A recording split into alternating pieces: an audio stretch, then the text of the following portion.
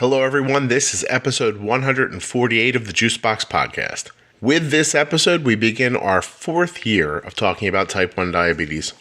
I'm pretty excited. You can hear it in my voice. Actually, it's late at night. I'm tired. I'm just trying to get this out. But the rest of the show is really good. Just my intro is a little sleepy. I'll tell you what, though. Let me try to find a little artificial excitement here at this late hour. Nope, I got nothing. This episode is sponsored today, this afternoon, whenever you're listening. It's sponsored by Dexcom and Omnipod. You can go to dexcom.com/juicebox or myomnipod.com/juicebox to find out more. There are also very convenient links in the show notes of your podcast player. You can click right there. It'll take you right to the webpage. Technology is absolutely fascinating.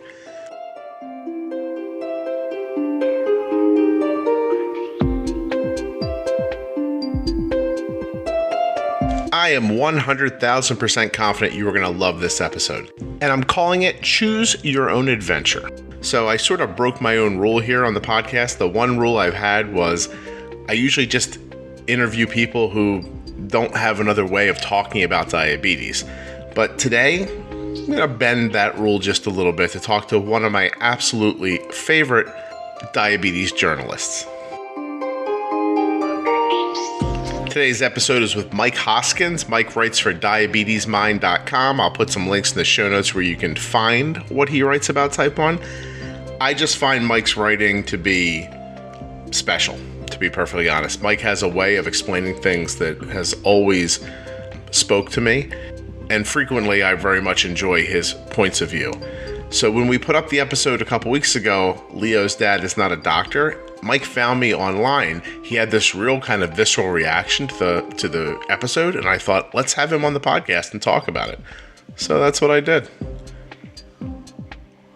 Please remember that nothing you hear on the Juicebox Podcast, say it with me, should be considered advice, medical or otherwise. Always consult a physician before being bold with insulin. Ladies and gentlemen, this is Mike Hoskins.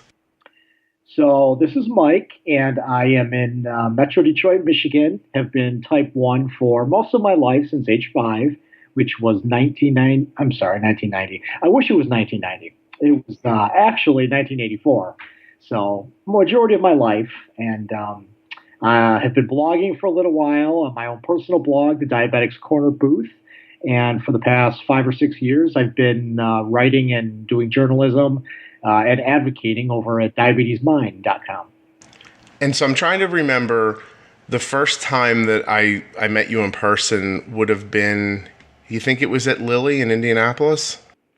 It could have been. I lived in Indianapolis for about 11 years, moved there for a journalism job, newspaper job. And that's, clearly in the backyard of Lilly. So worlds collided, and eventually I ended up there. No kidding. So you're in Indianapolis for like not a diabetes related business. It's just you're a newspaper person. You're writing.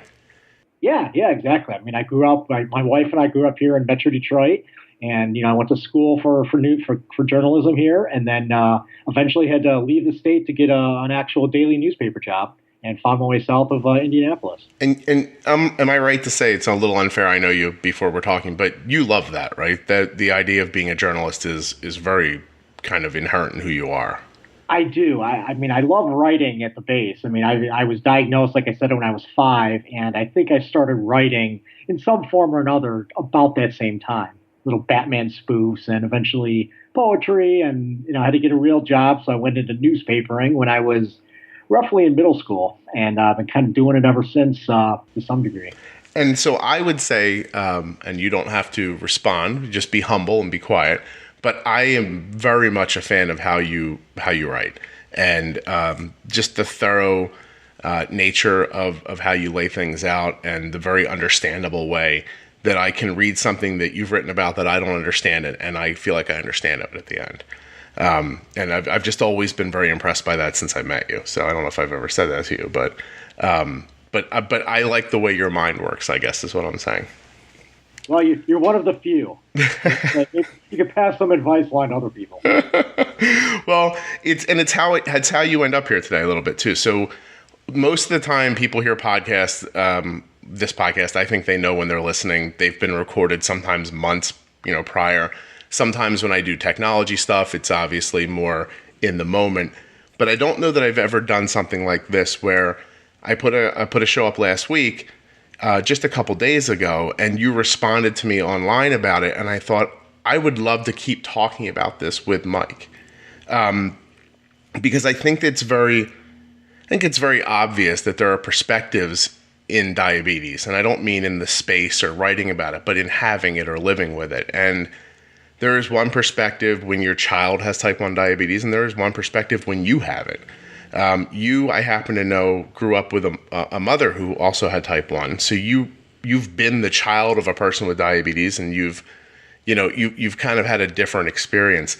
But at the same time, when people talk about it, when they sit down on the podcast and they talk about it, they only really are talking about it from their perspective, which is, it may be obvious, but it's still not all the perspectives, I guess.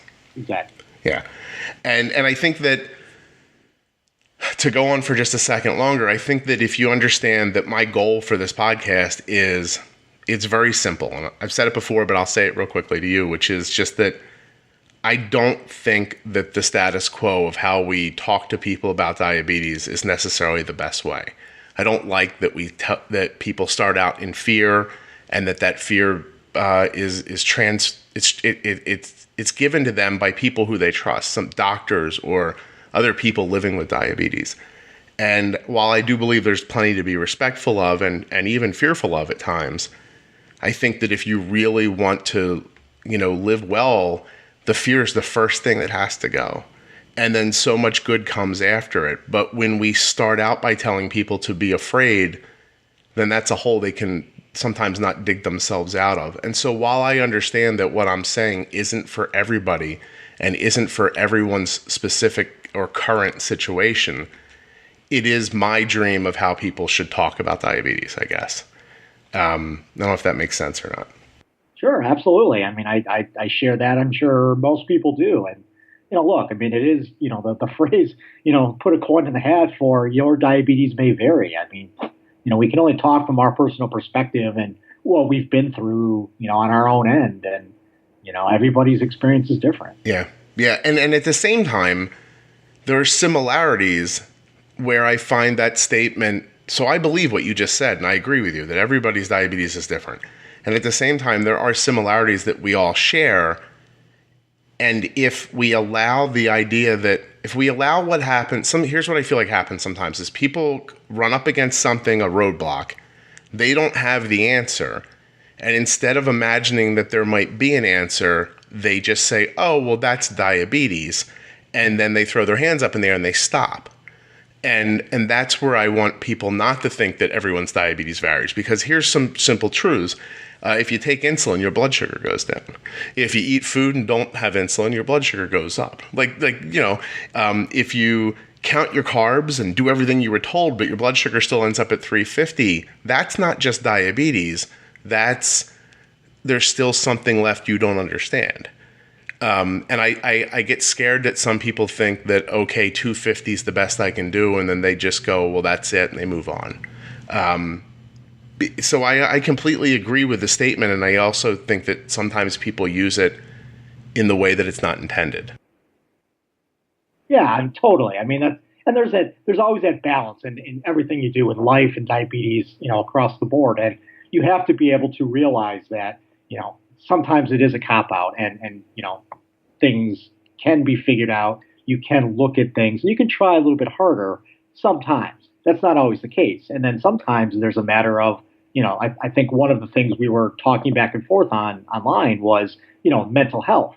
Sometimes you're just not in the place or your family that helps you is not in the place to mentally go after that, that field goal, that touchdown. Mm-hmm. And you have to meet somewhere on the 50-yard line. Yep. And that is an incredibly valuable concept. And it's difficult to talk around all sides of it within an hour. Do you know what I mean? Like if I exploded out every part of what I needed to talk about in every podcast, and every episode would be 12 hours long and no one would listen to it. And so I sort of have to pick a a theme. Like, do you know what I mean? Like go ahead and go for it. But I agree with you. There are people, this is not apples for apples, but last week I got sick. I don't know that I had the flu, but I was, woozy, dizzy, laid up, feverish, couldn't function in the world, had to lay there till I felt better, sick. And I found in a moment of clarity, or maybe I had just watched so much television that I needed to think about something for a second, but I found myself relating this to what you were just talking about with people with diabetes who maybe are up against the wall and don't know what to do at the moment, because I needed to get up to get the medicine I needed, right? It's so simple, but my head was full and I knew there was a medication across the room from me that if I took it, the pain in my head would lessen. And I couldn't get myself up to go get it. And in that moment, I thought, oh God, is this what it's like to have a high blood sugar and just really need to bolus and just not be able to bring yourself to do it? And I'm wondering from you, is that, do those have a correlation to each other? I absolutely think they do. I mean, there's something weird in our bodies that make that just the way things work sometimes. I mean, you're talking about that. I'm thinking, low blood sugar. I mean, I can't count the times when I've been low. I know that I've been low. Long before CGM, I would do a check. I'd be very, very low.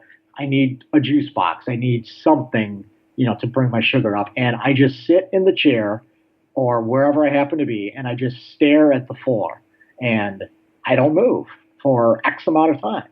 And I'm like, I don't know why that is, but something just forces you to sit there and overanalyze something. And in the process, you're going even more low. You're slipping. I've said here before, and I say it with a little bit of humor, but I remember being not as amused when it happened, is that I remember Arden's blood sugar being very low one time. And I'm just trying to teach her that she's going to have to take care of herself at some point. She's like, could you bring me something? I said, no, Arden, you know what? I think you need to get up and go get it. And she just sort of went, well, I guess I'm just going to sit here and die then. And I thought she was just being sarcastic and fun, but maybe there was that part of her who was just like, look, buddy, I can't pull my butt up from this. So I guess that's what's going to happen if it's going to happen. And she seems so at peace with the idea. You know what I mean? It is interesting that you can get into that spot where your brain just tells you, okay, I guess this is it. And you get very accepting very quickly. Yeah. Well, I mean, there was I'm sure other people have had this too, but I mean, I remember growing up where, one of the classic symptoms of being low, I'd be doing whatever I was doing and somebody, my mom, my dad would recognize, hey, I think you're low. Are you okay? And I'm like, no, I'm fine. You go into that instant rebellion mode and go, I'm fine. I can, nothing, diabetes is not interfering. I can do whatever I want and nothing is going wrong at the moment, even though everything is going wrong at that moment. Yeah. And it's just super interesting. So I think, you're kind of on in response to episode 146, which is Leo's dad is not a doctor. And I think, I want to make sure I'm right, but in my mind, did you bump on where we were joking about, oh my God, the blood sugar's 140, we've completely failed? Was that the thing that got you, or what kind of made that episode more interesting to you? Can you tell me a little bit? Well, first of all, listening to you two talk back and forth is dynamic in itself. That's what got me. I loved the whole podcast and just listening to that interview. Nice job for both of you. Thank you. But what I think it was the 140 note, but I think overall, just kind of the trends I see in the community sometimes are things such as you have to be perfect. You start getting a little nervous when numbers go above 140, 150, whatever they are. And one of the things I've started noticing over time more or so too is that when these things happen, when a pod fails or when a pump site fails or whatever the case is, a child gets sick, sometimes, and certainly you can't make a blanket statement for everybody, but I've seen more and more examples of people just don't know what to do. The child doesn't know what to do as a teenager. I mean, I was involved in diabetes camp for many years in Indianapolis, and I recall seeing teenagers who, their blood sugar would go, they would hit 200, and they would be in tears because they didn't understand why that was, and they didn't know what to do about it. And their parents were always the one, and these are, 14, 15, 16-year-old, teenagers, didn't know how to respond to a 200 blood sugar. And again, I mean, this is, 5 to 10 years ago even, but that always made me very nervous. When are we becoming so focused on these numbers being perfect, so to speak, that we're losing the ability to deal with things as they naturally develop in people who are not diabetic? People who, anybody who has a bowl of pasta, their blood sugar will, very briefly will rise high depending on what you're eating. And then, obviously the body will go back down. But we've somehow gotten to the point where if you have diabetes, you can never go above a certain amount. And if you ever do for even a moment, something horrible has gone wrong and it needs to be fixed.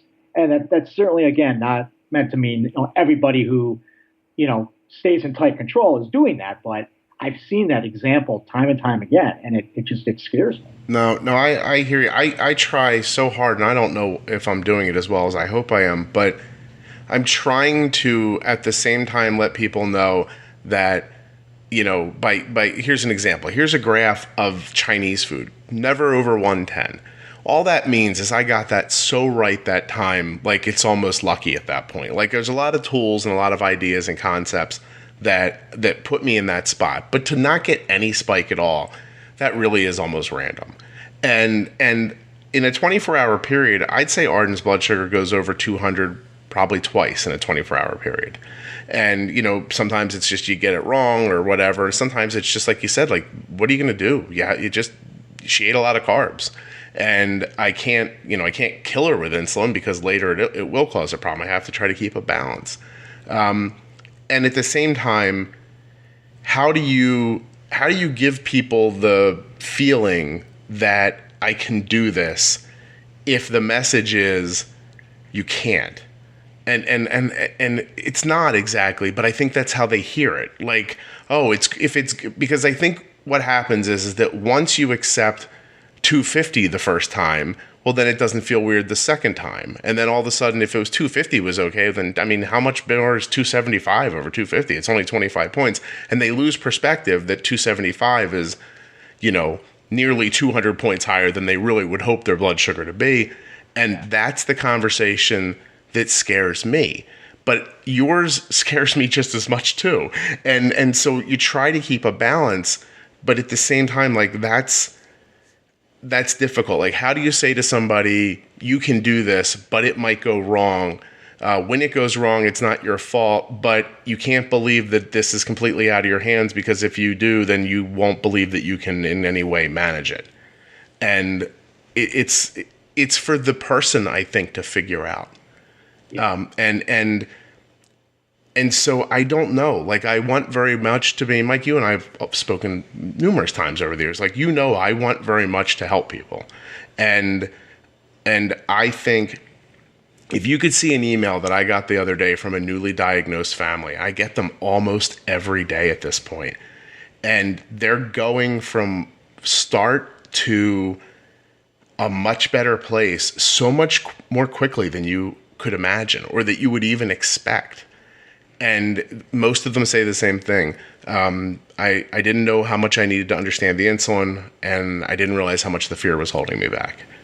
And that's sort of it. I don't want to oversimplify it, but I think when you take those couple things away, you just give people a better chance.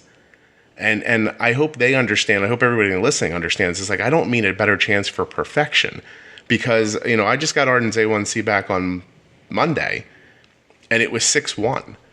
But I hope that doesn't make people picture a Dexcom graph in their mind of a 115 blood sugar that never moves. You know what I mean? Because that's certainly not her life. But that's not what the podcast is about either. So it's hard to, I don't know. You understand, I hope?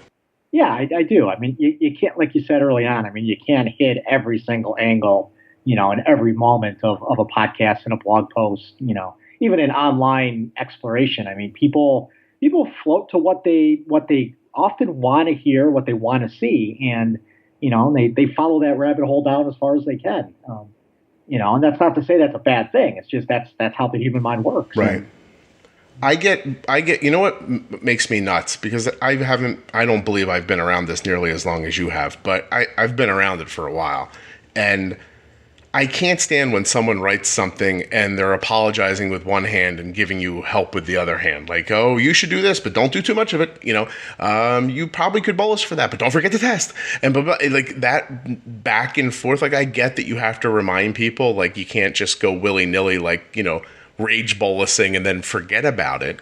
But at the same time, I feel like you never get to the real conversation because you're always busy covering for what you said the sentence before. I don't mean you, but somebody says something, then they cover themselves for it. Then they say something, then they cover themselves. Then they say something that is not exactly what they think. It's a portion of what they think, but they don't have the nerve to say the whole thing.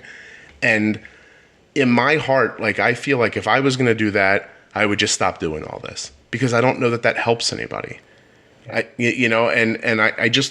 don't know. Like, I think that the biggest problem we have is that when people share, they don't share what works. They share bits and pieces. Or the bigger problems that, like you're talking about, when you see people online, and I've said this here before and I'm not afraid to say it, people end up online looking for help mainly because they're new and they're scared and they don't know, or they're not having the success they were hoping for and they don't know. They're looking for help in some sort of a way. You have a bunch of people together who don't know what they're doing. And when you show up on a Tuesday and that guy over there has been there since last Wednesday, you think he knows something because he's been there longer than you. And then a bunch of people who don't know what they're talking about end up trying to help each other. And that's, I mean, have you ever seen a blog post where somebody asks a simple question or a Facebook thread, they get 17 answers back, and you go down and you go, oh, there's the right answer right there. How's that person going to choose the right answer from the 17 replies that they got? Yeah, well, in these days, it's not only 17, it's 117, and you go down so many different avenues with those comments. But yeah, I mean, but you hit the nail on the head. I mean, none of us can proclaim to be experts. I mean, I think I know maybe one or two experts, and maybe I'll put one of those hats on, my medical team, collectively. Right. But we're all basically, twisting in the wind for the most part, trying to figure this out the best we can using whatever information we've got at the time. And that's the bottom line, is there are no 100% right or wrong answers, for the most part, No, so, oh my God, yeah. Moment to moment, Mike.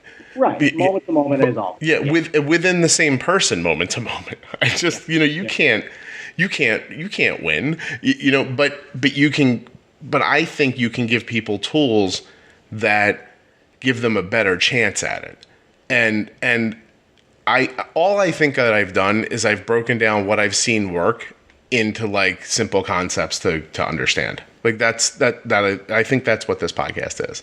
Yeah. Well, and I'm one of the classic examples too. I mean, I was chuckling a moment ago when you were talking about, people talking out of both sides of their mouth. I mean, I'm sure I do that all the time. I mean, I start everything off when I'm talking my personal story. I mean, I'm one of the laziest ones out there. I mean, I typically know what I need to do and know that if I do it, it may very well work, close to where I need it to. I just don't do it for whatever the reason. And I admit that right out the door. I'm just lazy, and that's probably a cause of a lot of my problems. So let me ask you, so let's dig a little deeper then. What do you think that's about? For those of you who heard that question and thought, oh, this is where Scott's going to put an ad, you were 100% correct. Congratulate yourself. Okay, you heard me at the beginning of the show. It's late at night. I'm tired. I'm giving it to you straight right here. Omnipod is a tubeless insulin pump, and I think you should check it out. This is lucky for you because Omnipod offers a free, no-obligation demo, which means if you go to myomnipod.com/juicebox or click on the link in your show notes, you'll be taken to a web page, and you'll fill in the tiniest bit of information, your name and your address, and I think that might be it. Basically, you're telling Omnipod, I'd like to see a demo pod. Send it to my house. And they do. They send a demonstration pod. You can put it on, see what you think. You can hold it, touch it, feel it, look at it, smell it if you want, although it's going to smell like plastic probably. Still, you'll get to see for real what the footprint looks like and where you could wear it. You can try it on. You can put it on and leave it on for a few days and see what you think. That way you can make a really sound decision. So basically, here it is. If you're using injections and you want to try a pump, or you think you might want to try a pump, check out the Omnipod Demo. And if you're already using a pump, you must be, I mean, this is just my guess, but you must be sick and tired of being tethered to a controller with a long piece of tubing. That cannot, in my opinion, be fun. So give it a try. Click on the link in your show notes or go to myomnipod.com/juicebox. It is free and there is no obligation. I cannot think of one good reason for you not to try, but I can think of about 1,000 great reasons you should. Take my word for it. Give it a whirl.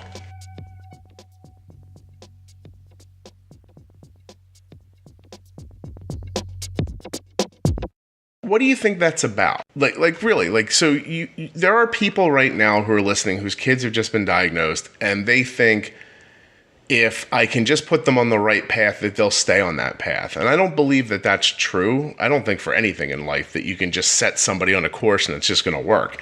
But I do think you can give people tools that hopefully when they hit the bumps that maybe they can come out of them quicker.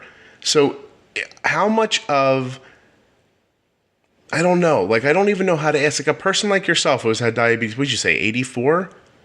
94? Yeah. 25 years almost? That's amazing, by the way, Mike. What was it about how you grew up with it that you don't think about it the way that people now think about it? Do you think it's just the data? Do you think it's just the knowledge of where your blood sugar is all the time changes people's expectations? Or what do you think? I mean, I think it's all of it. I mean, I don't think it's certainly anything unique to me whatsoever. I'm not different in that regard. It's just, I think, it comes down to human behavior and, what kind of person are you? And, and I'll preface with, I'm not a parent. My wife and I don't have kids at this point, but it's one of those things where, okay, parents, this is how you parent. I mean, it's going to be different for everybody. And, nobody can be the other person's guide on, this is how exactly you should parent. It falls down to, the kind of, home atmosphere, all these different environmental factors that play into it. And in the end, a lot of times if your teen rebels, it's because your teen rebels and there's not a sole reason for it a lot of the time. That's kind of where I come in. I mean, I rebelled. I mean, I'm the way I am, and that's kind of how I grew up. Nothing to say my parents didn't, do everything they needed to do and more. It's just I wasn't interested in hearing it in those teenage years. Right. How loose were you with your diabetes through those years? Pretty loose. Yeah, I mean, and that's the interesting thing you mentioned. My mom, obviously, she's been type 1 since she was 5. And, so she's at, 60, years or so at this point. I'm at 33, I think, 33, 34. And so she's, relatively about the same, age 5. Mm-hmm. And she grew up in a time that was a lot different than what I grew up with and what, people grow up with now.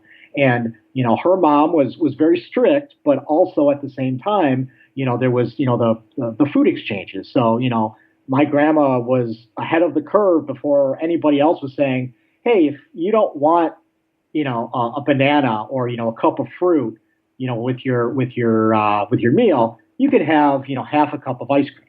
And you're not going to kill the kid by giving them a half a cup of ice cream. Right. And everybody under the sun in the medical profession was like screaming from the rafters saying, you're going to kill that child. And, grandma knew better. She knew the food exchange, the logic that worked. And that's kind of how my mom grew up. But at the same time, grandma was also very strict with her. And so my mom rebelled when she was a teenager and, in her early 20s. And as the story goes, she said, she didn't really test her blood sugar.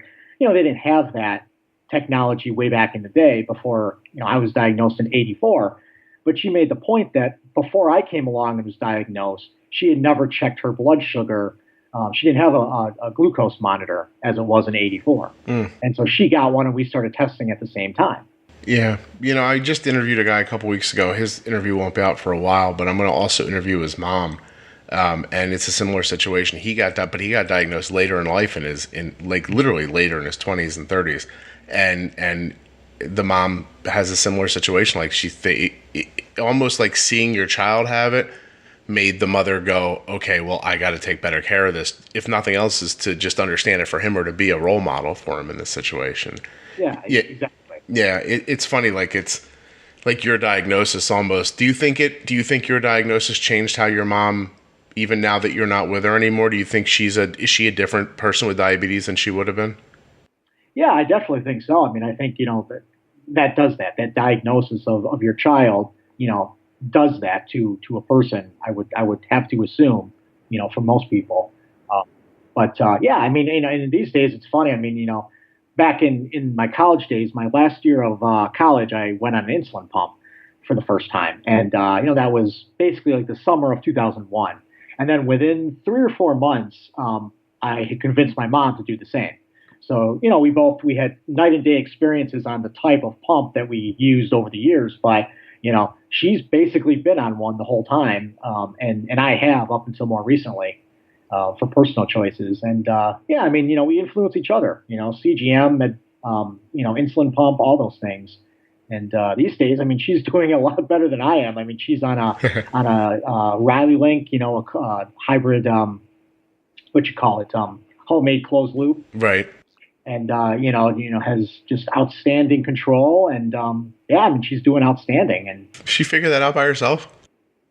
She did, yeah. I mean, obviously with, community support, other people in the We're Not Waiting world helping. But, I mean, we, the two of us kind of got together and, put our thinking caps on and, kind of got it done. That's cool. She's been loving it for, I think, a little over a year. I think, Thanksgiving, not this past one, but the one before that. So right. Oh, no kidding. Good for her.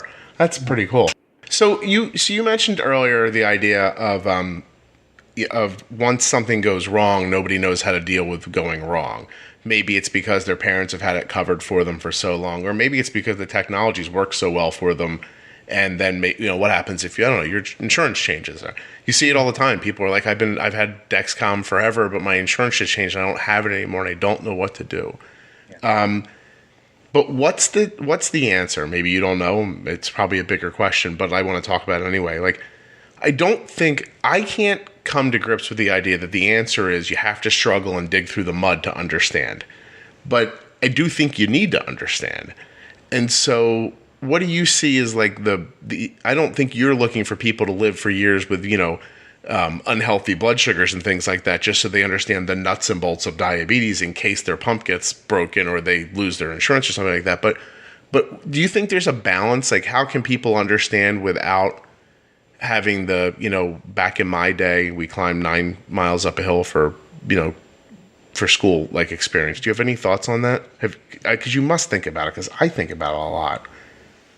Yeah, I mean, and I think you're right. I mean, I don't think there is any, textbook answer for it. I mean, I think it varies, for everybody and what they're going through. And, I certainly don't want to be that curmudgeon of a guy who, does the, back in my day, we trudged through, 10 feet of snow type person, which is funny because that is exactly what it is. I bet you did, yeah. Right, yeah. Back in the 90s when I was growing up, yeah, that's right. Perspective. And I think that's what it comes down to. It comes down to that perspective of, being able to take a step back from something in that moment, when whatever that situation is, crisis or not, to realize and put it into perspective. Is this something I need to, melt down over? Do I need to put more of a priority, action item on this in my head? Or is this something I can kind of just let it coast for a little bit and watch it resolve itself naturally? And I don't know where that line is. I mean, I think it varies per person. I think it depends on the situation. I don't know why it is. I don't personally get freaked out when I see a blood sugar of 200. One, I think because I live in that range a lot more than I probably should be. Mm-hmm. But I also just feel that, I realize that, in the grand scheme, this isn't going to be contributing to my A1C being higher or my glycemic variability being, up and down across the board all the time. And this isn't going to give me a complication that, even on the worst of days, I probably only have like a 40%, risk long term of having a complication more than I've got these days. Right. And I don't know. I mean, I personally, I've never really felt the need to, spend all my mental energy on trying to get something so perfect that, I drive myself insane, and then there's no guarantee in the end. I've only spent, half my energy. I basically knocked off 50% of the risk, and there's still a 50% chance that something will happen no matter what I did. Do you think that perspective comes from knowing that you lived so many years? Like what if you would have started with Dexcom, for example, back at 5 years old? Like, because you are in a situation where you don't know what your blood sugar was day to day, moment to moment, like when you were 5 and 10 and 15 and like, do you know what I mean? Like, do you think that your expectation is set already? Yeah, sometimes I do, and I think that's dangerous. I'm glad I grew up when I grew up, and I've gone through what I've gone through. Sometimes I wish I would have had, the technology, whether it's a pump or CGM, from the moment I was diagnosed. I wish I would have had, analog insulins with the moment I was diagnosed, and not, animal insulin, that I had to use for a little while. I mean, all these things, I think it depends on, where I'm at and in the moment and how I'm feeling about these things. Mm-hmm. I think there's goods and bads on each side. And again, going back to the premise of, I slack quite often and I'm lazy, and that probably doesn't help overall. I happen to be fortunate enough where, the few complications I've got, neuropathy, retinopathy, about as mild as they could possibly ever be, where really I haven't had to do anything differently, mm-hmm. For the most part of my life. Those have not really had a detrimental effect. And that's I think that's complete luck. There's maybe something in my genes that has protected me from, ending up on a worse complication scale at this point, based on my level of management when I was a teenager and in my 20s. Really is, I don't know, fascinating. It just, you take the disease is so multivariable, and then you applied it to people, and people are so multivariable, and then not all of them get the same insulin, not all of them all get the same tools. Like, there's just, I mean, it really is a story that could be rewritten a bazillion different ways, and I don't know, like I'm with you sometimes. Like, sometimes I see people who are like newly diagnosed that think that like I can hold this down and make this perfect, and it's not going to be a problem, and I'll do these things, I'll take these steps, and it'll be okay. And I think that they don't realize that, that might not be the issue, that it's possible they could do everything right and still have a problem. I don't think that means they shouldn't try, but I think that means that there's no guarantee. Is I don't know if you take that hope of a guarantee from them, if then their worse nature wouldn't take over and they just wouldn't do it anyway. It's such a, Mike, I want to curse.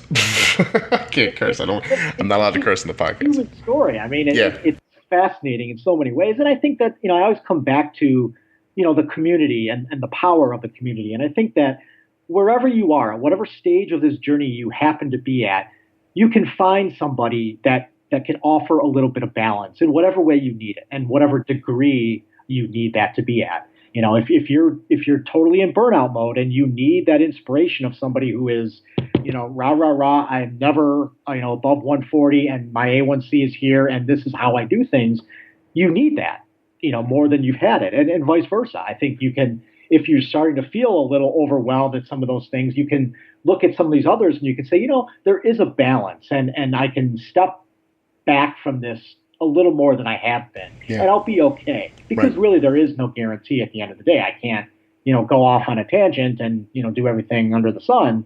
But I can live a little more than maybe I have been, and that, I think that's good, that's bad, that's beautiful, that's frustrating. It's interesting that we don't really look for guarantees in the rest of life, but in this thing, it's something you feel like you have to try to, like, I don't know, conquer. And, like I've never once gotten in my car and thought, somebody better guarantee me I'm not going to have an accident right now. I think I have to go somewhere, and I go, and that's the end of it. And if I should get, if I'm the unlucky guy today in New Jersey that gets sideswiped by a tractor trailer and I'm done, I don't think in my last second I'd think, nobody followed through on my promise to live forever and not get no car accident. It's just I don't know, Mike. I want so badly to say that like as I was doing that episode with Daniel, the one that we're talking about here today, as he and I were talking, I realized I was being a little more boisterous than I usually am. And maybe that was just because I was talking to a guy and not a mom. I don't know, not a woman. I'm not 100% sure. Like maybe I go into more of a like a listening mode with women than I do with men. Like I couldn't tell you, but I could tell that I was more jacked up than I usually am, and that I was matching his enthusiasm for what he was trying to do for his son, because I believe that he can. Like I think it's there.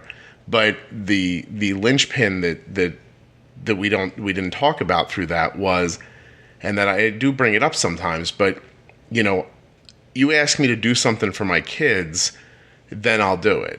And if you ask me to do something for me, then I might lay in my bed and go, oh, but the pill's all the way over there. And so it is a different world. Like it's a completely different situation. It's the difference between having a dedicated, loving caregiver who would willingly give up their happiness for yours, and you, a person who's living with diabetes and trying to balance all the things that they want out of life at the same time in 24 hours a day with 8 hours of sleep if they're lucky. I guess there are times that I wonder if what I'm doing here, like I almost wonder what'll happen 20 years from now. Like, will there be 24-year-old kids whose parents listened to the podcast 20 years ago who were just like, oh yeah, diabetes is no big deal. We set it up this way and it worked for me. Or are they going to be like, oh, my mom was so good at it, but I never really did it as well as she did. I don't know. I don't even know if I'll ever find out for my own kid completely, All I know is I hope at that point in time we finally have hover cars. Damn it. So at least you can get to the endo to find out your A1C without the traffic. No. because what else is the endo doing, Mike, really? Very little. Let's be honest here. Yeah. The endocrinologist, or as I call it, the lady with the A1C test machine. So, we were there the other day, and the endo's asking me questions, and I'm just like, this is not valuable use of my time. And I realized she goes, she said something about, she brings up the graphs because I feel like she felt like she was supposed to. Because now you can actually, it's pretty cool. I don't know if people know, but if you have Dexcom, you can open your Clarity app and it generates a code and you give it to the doctor, and the doctor like pulls your graph right up online. It's pretty cool. And she goes, well, I see this here and here. She goes, what about these lows? And I'm like, lows? I said, what are you calling low? And she goes, well, it's under 70 here. I said, well, there's our problem. I'm not calling that low.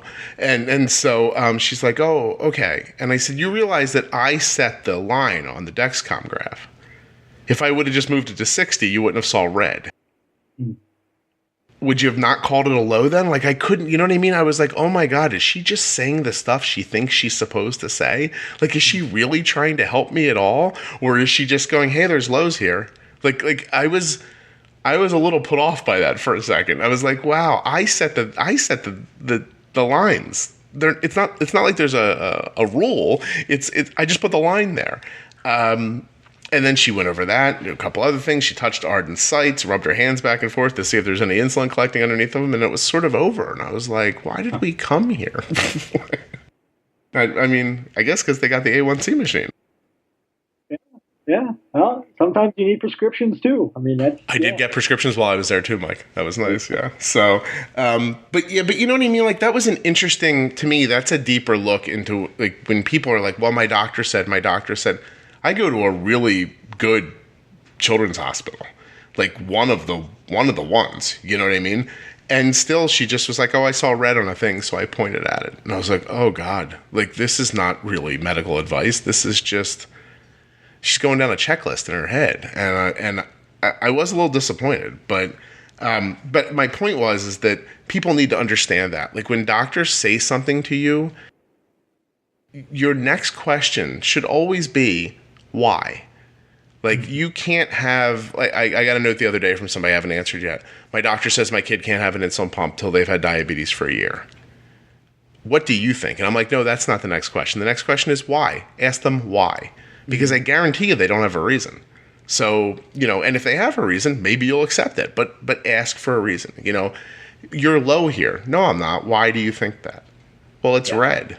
Well, then what does that mean? So I went through and I explained to her, I said, look, I have to be honest with you. I said, if Arden's blood sugar should go to 65 at 11 o'clock at night, and she's got no insulin going, and I think that I can get away with cutting her basal off for a half an hour to get it to drift back up to 90, I'm not waking my daughter up to give her food if she's actually 65. I said, I'll test to be sure in her sleep, but I'm not going to feed her. I mean, Mike, the other day there was a person, I hope no one ever actually hears my examples and thinks, oh God, that was me. But there was a person online who was like, I don't know what to do. My child is refusing food and their blood sugar's low. I don't know what to, I mean, it was a panicked Facebook message. Somebody said, what's their blood sugar? And she goes, 85. I was like, 85? Like, I set off streamers at 85. Like, what are you talking about, 85? 85's a win. That's, not falling, no insulin on board. She just got to that number. And as soon as the thing beeped, she panicked. And I thought, if it didn't beep, would she have panicked? Do you know what I mean? Like, what if it was 88 and it never woke her up? And the kid slept all night with the blood sugar at 88. Yeah. Never beep. Yeah. It's just, it's, you have to, whether it's your day-to-day management or your doctor talking to you or whatever, you have to stop and go, why? Well, I'm panicking. Why am I panicking exactly? And kind of give yourself the opportunity to apply common sense and what you know about diabetes to the situation instead of just panicking because a number got to something or whatnot. Yeah. I want you to, if you can, if you can go into a little more detail, I know we're jumping around, but that's what the whole podcast is. But if you can go into a little more detail about listening to Leo's dad talk about, these expectations for blood sugars, and the real, like, you could hear he was joking a little bit, like 140, oh my God. Like, I know you could hear it, not because I could hear it. But at the same time, you know he means it on some level as well, as do I, by the way. Like, Arden's blood sugar was 169 before lunch today, and I got to tell you, I was like, oh, that got messed up. You know what I mean? But that's not bad or anything like that. I just gave her a little extra insulin. So, I don't think it's a panic situation. But when you hear that, do you hear it more as a person who lives in the diabetes community and wants to help people, or do you hear it more as a person who doesn't manage their diabetes that way? Like, I want the kind of the rest of the time we're talking, I'm just interested in what it's like to try to help people to report on something that you're also living with. Okay, you guys by now have to know what a continuous glucose monitor is, right? It's a small device that when a person with diabetes wears it, you can see their blood sugar. Not just what it is, but where it is. Is your blood sugar 150, 90, is it 300? Doesn't matter. If you don't know what direction it's moving and how fast it's moving in that direction. And this is exactly the genius behind the Dexcom continuous glucose monitor. The G5. Oh, you're going to love it. Listen, there's a share and follow feature, right? So your user, maybe it's your child, maybe it's your spouse, maybe it's you have a Dexcom, right? And on your phone, the Dexcom app. This app shares your blood sugar information with anybody you want it to. This is available for iPhone or Android. Are you listening? Like, really wrap your head around it. Your kids at school, you can see their blood sugar. Not only is their blood sugar 75, it's so steady. You're just like, I love your blood sugar at 75. Look how steady. Or maybe it's 83 or 92. Maybe it's 150 and it's falling. How fast is it falling? Is it falling 3 points a minute, 5 points a minute? The Dexcom is going to tell you that. This information is invaluable and it brings a peace of mind. It can't be duplicated. It really can't. You hear me talk about how I use the Dexcom every week on this podcast. You could do the same thing. Go to dexcom.com/juicebox to find out more. I promise you will be happy that you did.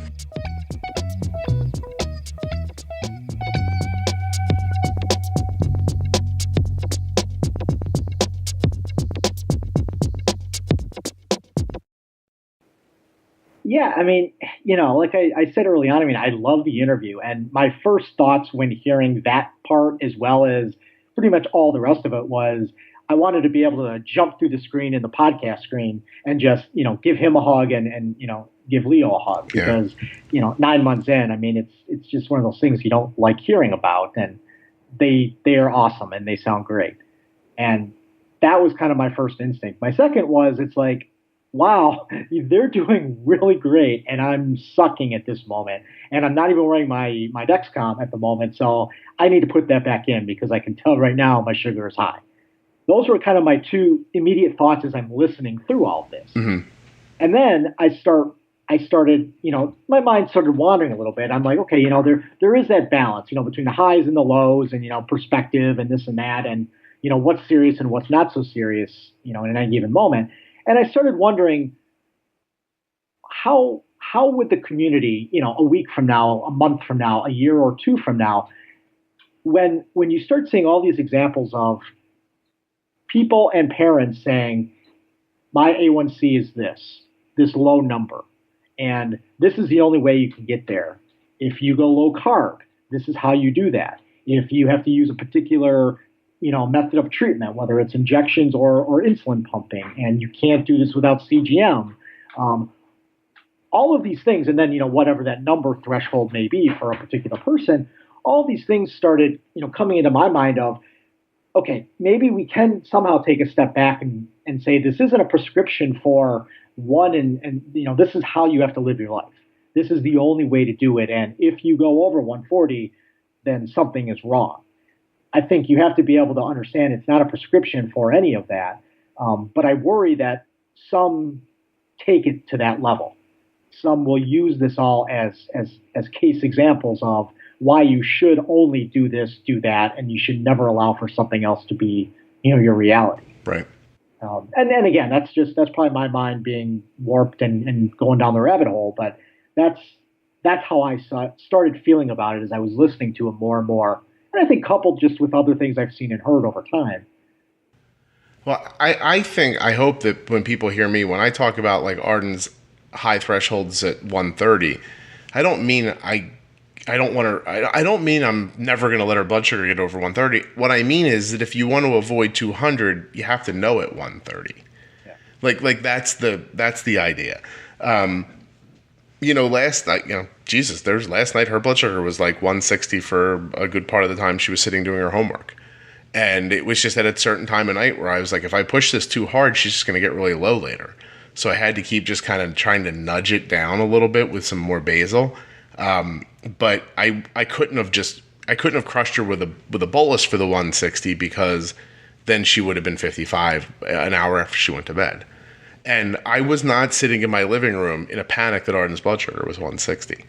What I've learned is that if you don't accept the high blood sugars, if you go after them and you limit them to a couple of times a day, your A1C is going to be around 6. Like that's, as long as when things are going better and stability is easier, if you stay at a lower number, as long as you're under 120 most of the time, your A1C is going to be around 6. Like it's not, but if it's when you see a 250 and then you stare at it for an hour and a half, or you don't do anything about it all afternoon, or, you're 300 4 times a day, that's when you get 7 and 8 and 9 sometimes. But I try to say it as much as I remember to, that I'm not in a panic constantly. I'm not running around going, oh my God, Arden's blood sugar is not perfect. I genuinely don't think about Arden's blood sugar that much. There's certain barriers that when you cross them, we do something. And I do something. If that thing would beep in Arden's ear until her head bled, she wouldn't do anything. You know what I mean? Because she's a kid, she's doing her homework, and she's thinking, oh, he'll do it. Just like you brought up earlier. It's my biggest concern is that my goal is to transition this off to Arden, but that might not work out. What might happen is she might just go, well, I'm not going to do it that way, and that'll be the end of it. Like, I don't know. Like, what happens when she's old enough to decide, and I'm not in a position to assert myself more? It's my biggest concern, to be perfectly honest. And then there's part of me that thinks that if she just goes off the rails, at least for this first, however many years, at least we were where we were, and maybe that'll give her a chance to get through whatever rebellion maybe she'll see and come out the other side. I don't know. It's, in the end, the only thing I know for sure is that she has type 1 diabetes. It's a lifelong disease and it sucks. Yeah. I mean, and it's like a choose your own adventure book. I mean, if you remember the choose your own adventure books from back in the day, I mean, it's like that. I mean, any little decision can start a whole line of things that you just can't predict, and the transition period is interesting for everyone. Yeah. I think I know for sure that advice I would give is that if you think that you're going to control this thing and how it's going to go in your kid's head or all the other, that's a fool's errand. You can't put yourself in a position where you're trying to exert that much control over anything. But and I'm not going to repeat them here, but I do know a couple of things. If you start addressing your blood sugar when it gets under or over a certain number and you kind of bump and nudge and you're not like slamming with insulin and things like that, things will go better. If you're aggressive with insulin and not afraid of it, that, usually you use less insulin than you need. That most people just default to that. When you're correcting later, it just means you didn't use enough up front. Like those simple, basic kinds of concepts. If you think about them while you're doing things, it is going to go better more often than it's not going to go better. And from there, you'll decide how that fits into your life, and how much of it you can bring. I do really need to talk to somebody who's experienced like abject burnout so that they can be open about what that means. Like what does it mean to sit in your house knowing you're hurting yourself and not be able to do anything about it? That is something that I think people need to hear. And I mean that goes very much back to the line of if you're hovering in whatever high number is for you. I mean if you're living that way for an extended period of time, I mean that's a very clear sign that you're in burnout or there's some other issue going on, and and that's always existed. I mean I went through it, and that was a big case in my teens and my 20s, and I still go through it pretty regularly. Probably once a year, I actually go through it to some extent. How long does it last when it happens normally? I mean, honestly, it doesn't. Usually it's around the end of the year, beginning of the year with the holidays. I just get into that mode where I've got so much else going on in life where my management is not my top priority at that point. Yeah. And it's like, once I get into the New Year resolution phase, I can do a little bit better. Right. And usually about this time is when I start, doing a little bit better. Yeah. So that's kind of how things have been going for a while on my end. It's funny. It's so similar to just like dieting for someone who struggles with their weight or something like that. Like not giving yourself insulin when you need it is the equivalent of like picking up a bag of potato chips when you're not hungry and sitting and eating the whole thing. And while you're eating it going, I know I shouldn't be doing this. And, it is human nature. It sucks that it gets attached to a more finite idea of your life. When it's a disease, because we can all, that's the great thing about like parenting and everything. There, you can kick a lot of cans down the road in life. You know what I mean? You're like your kid does something, you think I should call them on that, but I'm tired, so I'll let it go.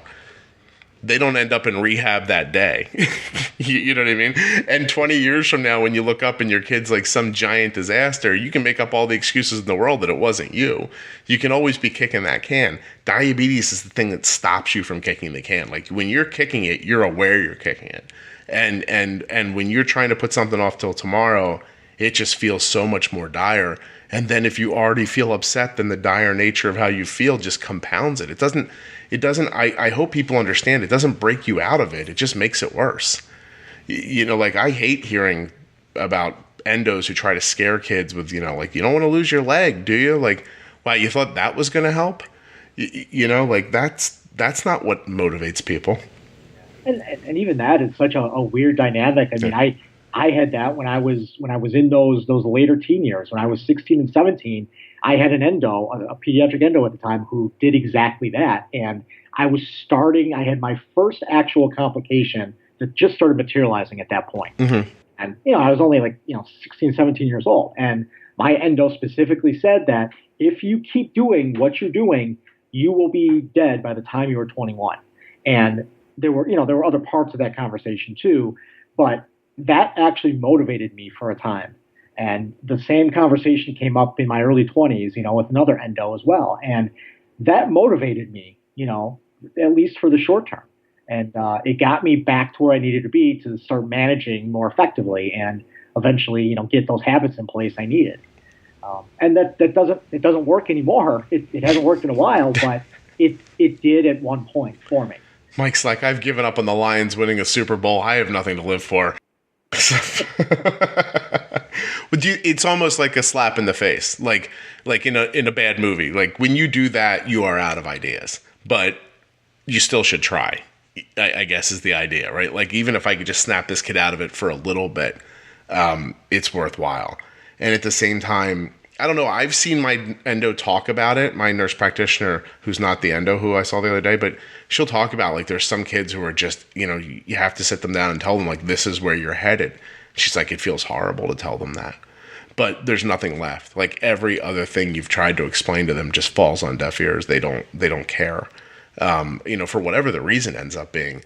And it's not her job. She's not a psychiatrist. She's the person telling them about their blood sugar.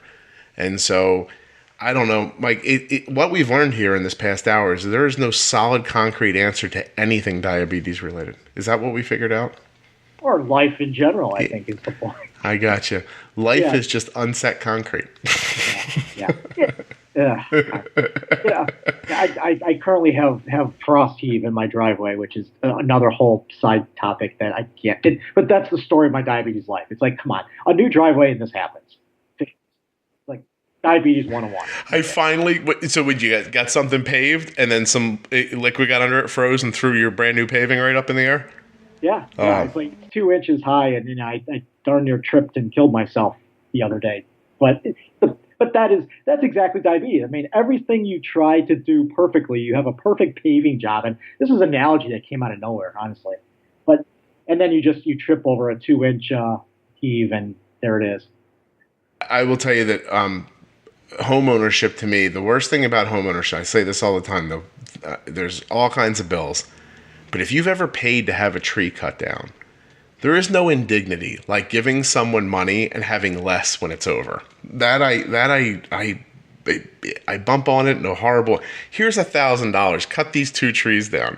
I now don't have $1,000 anymore, and I don't have 2 trees. But it needed to happen for whatever. Oh my God, Mike! Owning a home is a horror. It's another one of those wonderful life adventures. It's certainly. See, you're thinking of it a different way. You're an upbeat person, whereas I am. I'm just going, oh my God! We just drive on the grass. Forget the driveway. You don't need it. Like, I don't know that we've settled anything here. I don't think we were supposed to. Oh, good. That's perfect then. We've done excellent.